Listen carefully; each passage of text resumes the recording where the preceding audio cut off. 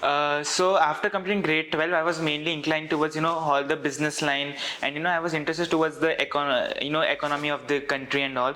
So commerce mainly facilitated all of those together, and that was main reason why I joined into the commerce stream.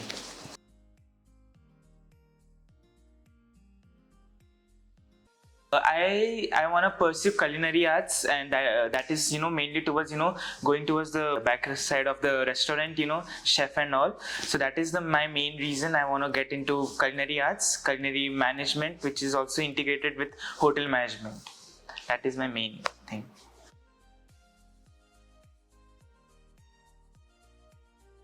Once I'm done with my studies, I want to mainly go into the hospitality line.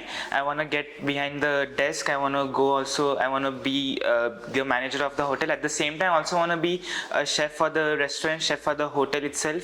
My main aspect is to in future open up my own restaurant or a hotel and be successful in it.